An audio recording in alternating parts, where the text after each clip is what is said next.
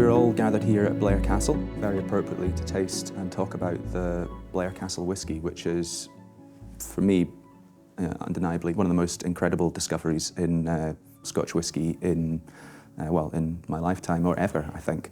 It's 40 bottles which were found here in Blair Castle in the cellars.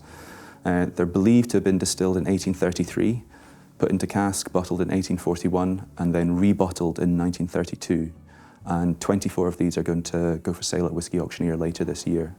And we've got glasses, we're going to get to taste it, which is pretty incredible. But before we pour it, I'd like to just hear what you all thought about when you first heard about this discovery, and what were your first impressions, what came to mind?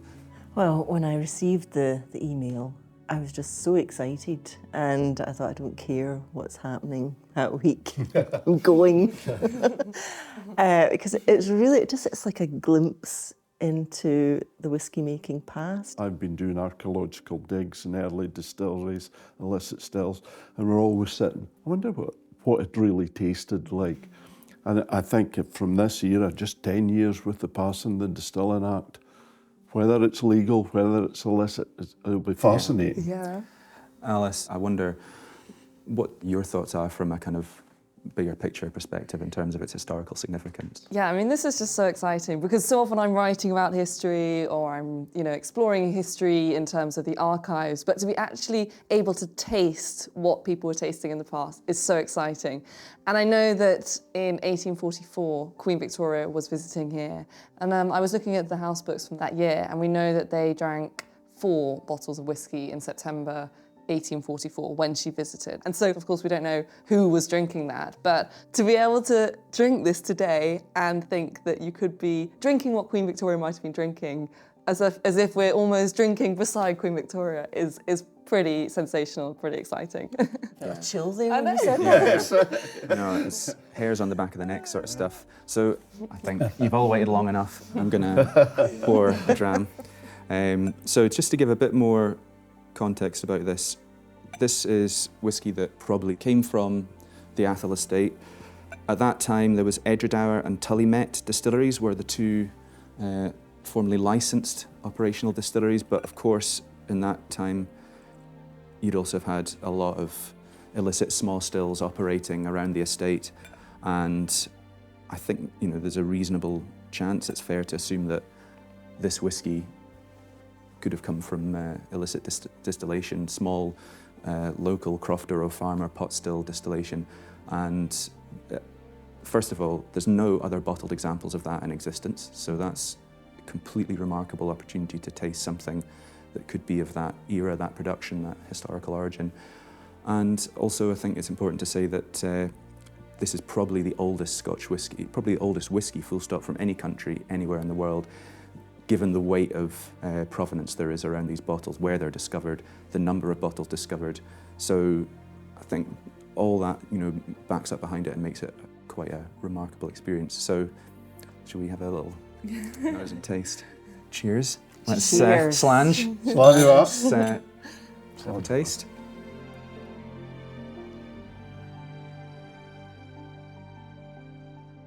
I'm speechless about the age of it. I still think it's amazing. I'm drinking something nearly 200 years old.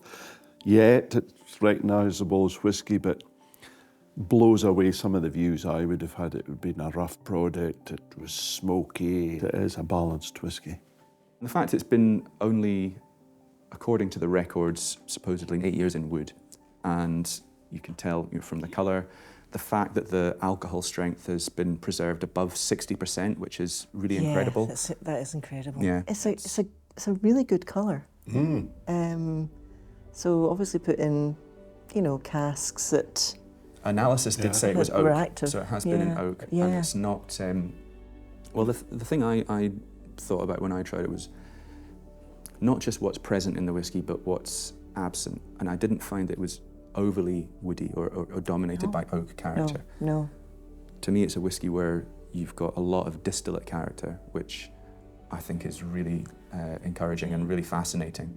I can't believe it, actually. No. I mean, it's such a beautifully distilled and matured whiskey.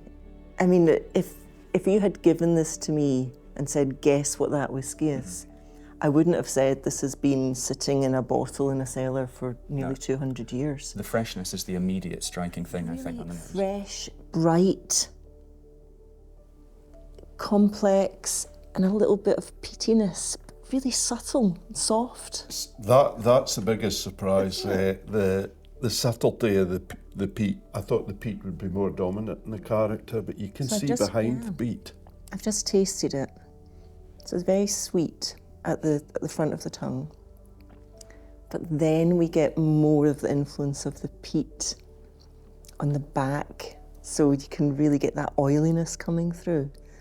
It's so interesting. I think the power in the mouth is incredible. Isn't it?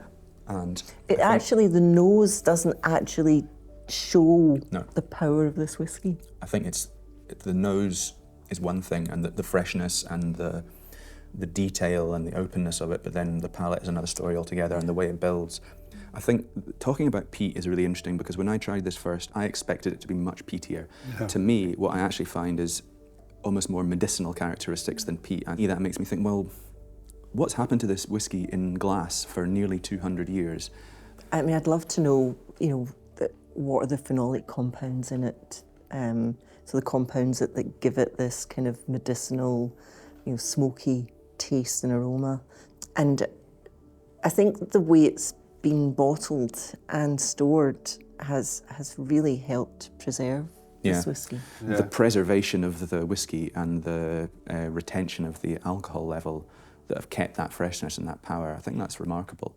I mean, when we talk about, my background with old bottles, you absolutely can tell when a bottle has kind of suffered a bit in its journey and gone out of condition. And I think you can also tell when a whiskey perhaps has gone through a more positive journey in bottle. I mean, one of the things that's really critical about this, and quite incredible in fact, is that these bottles were stored upright in a cool, dark, evenly temperate cellar with a good moisture content, and it's literally the perfect storage conditions to retain the integrity of the liquid inside the bottle.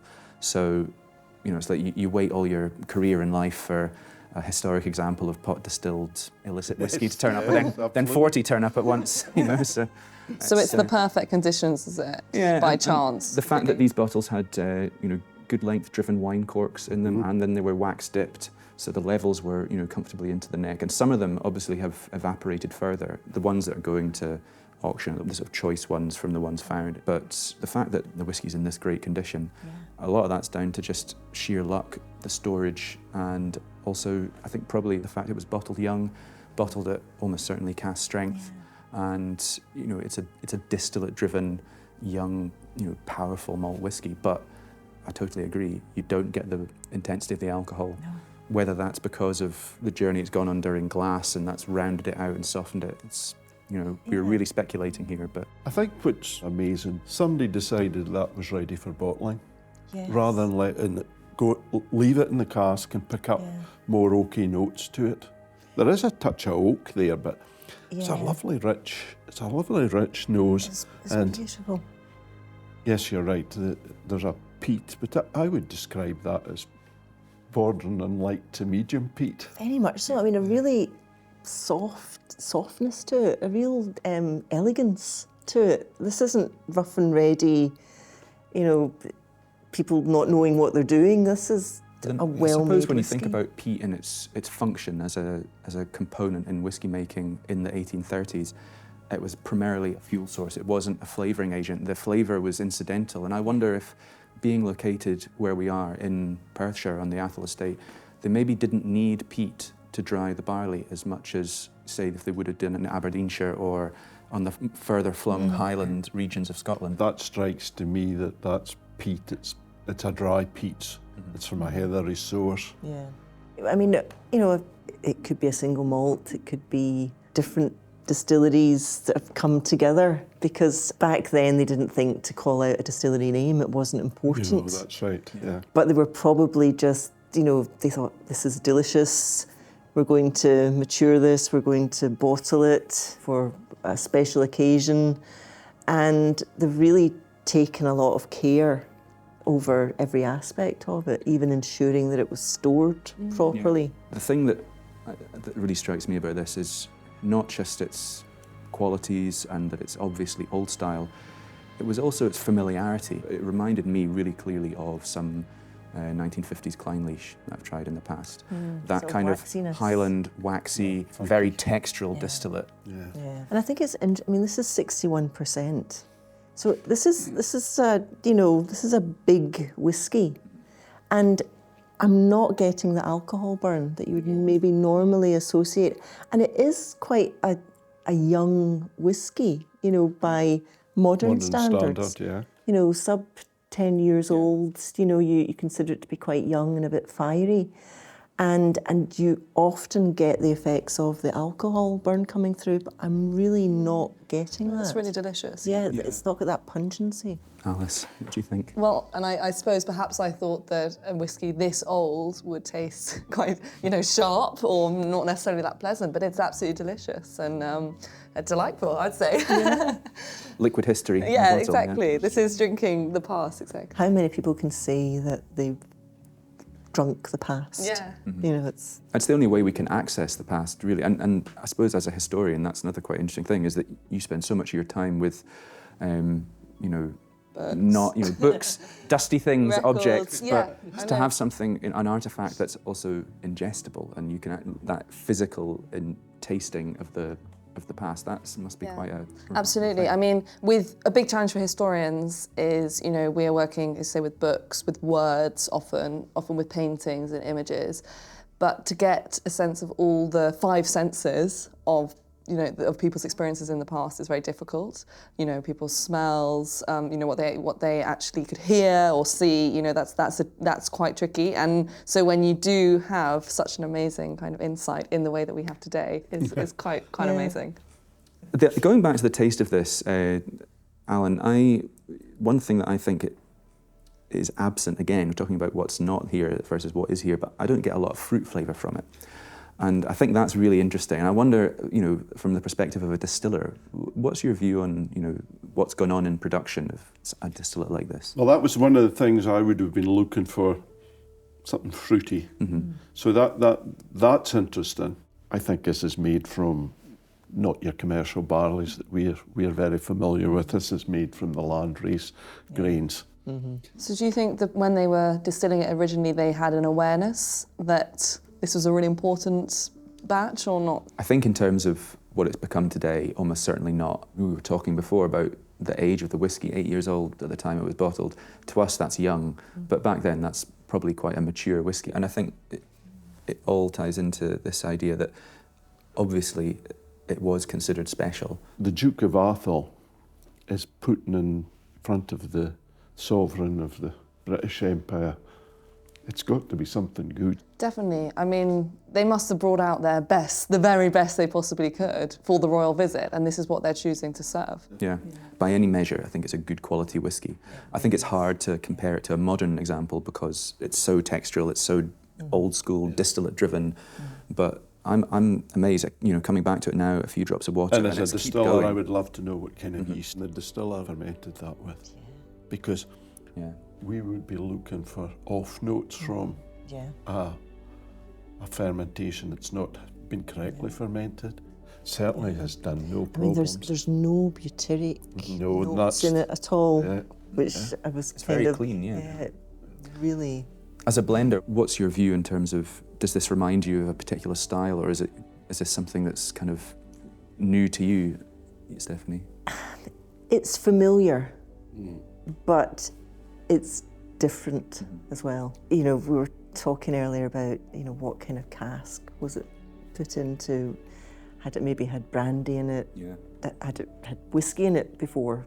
So that kind of sweetness I'm getting on the palate maybe suggests some fortified wine at some point. That's the thing that I take away most from this is it's unfamiliar but also familiar at the same time, and the fact that it's good. I was expecting it to be interesting but to have some flaws, and going what you're saying about, you're looking for flaws but it's not revealing any that I can detect. And people, you'll get asked this question as well, what was whiskey like back then?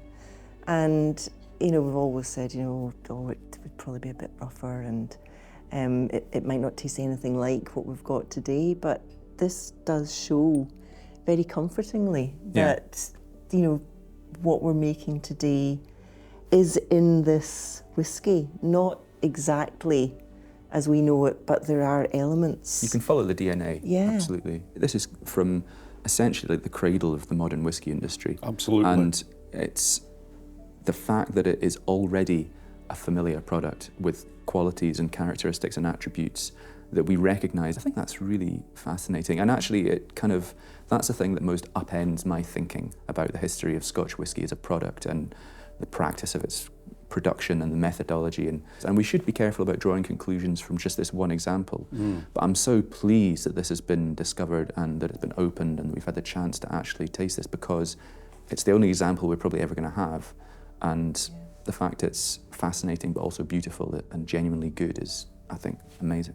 So Alice, I wonder if you could perhaps comment a bit about the wider historical context of this discovery. Of course, I mean, whiskey is just such an enormous part of Scotland's cultural heritage, cultural identity, and I think it's just so exciting that what we have here is one of the oldest whiskies in the world, if not the oldest whiskey in the world. And the fact it's been discovered here in Scotland is very exciting. And not only that, at Blair Castle. And I think it's just incredibly exciting, and it's actually an incredibly special moment for Scotland and Scotland's cultural kind of identity. As far as I'm aware, there's no other whiskey with the same weight of evidence and provenance behind it about its origins and its authenticity. And you know, the fact that we've got the estate records, we've got chemical analysis, actually tasting the liquid itself. It's legitimately an absolutely incredible and completely unprecedented discovery.